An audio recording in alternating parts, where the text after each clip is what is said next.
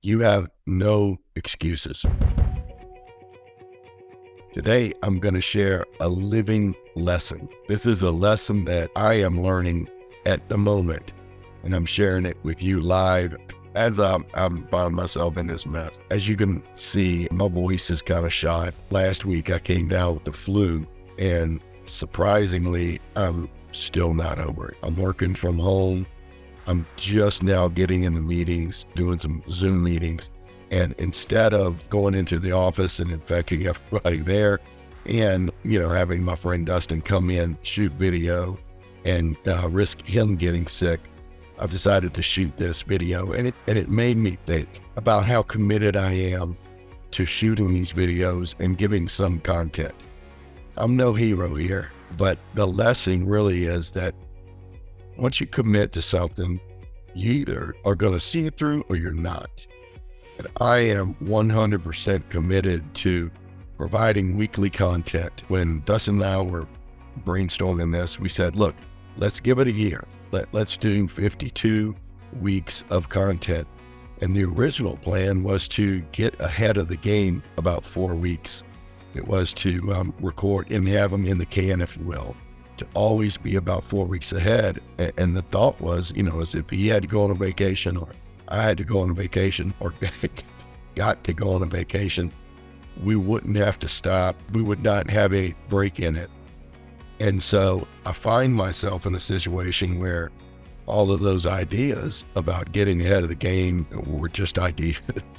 And we usually end up shooting one and then edit it and post it. And we stay a week or so ahead of the game. Well, it caught up to me and I got the flu and here I am. Of course, I could have not shot a video and everybody in the world would probably understand, look, the guy got the flu, but that's not what I set out to do this year. Again, not that I'm the bravest person in the world. I got the flu, I got sick. But there's a lesson there. There's a lesson for me, and hopefully for you, is about commitment and your determination and not allowing excuses to get in the way of stopping your goals.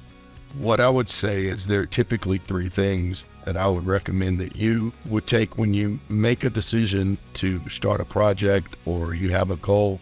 Is number 1, gauge your level of commitment. Like, look at how committed you are. If you're not 100% committed, then I don't know that I would even start it. Number 2 is look at the obstacles that can get in the way. What are some of the obstacles that can get in the way of you finding success or continuing to push your goal forward? And then finally, you have to plan for contingencies. And like I was saying, I planned to get 4 weeks ahead. So if I went on vacation or if I got sick, it wouldn't stop me at all. Although I had planned, I did not execute well. And so obviously execution is always the end all be all, but think about this with your people too. If you have your employees, team members, and they're setting goals and they're going out and achieving, ask them, number 1, what's your level of commitment? And if they come back with you with 80%, it's not good enough. 90%, not good enough. When they come back with 100%, say, okay, good. You're 100% committed to them.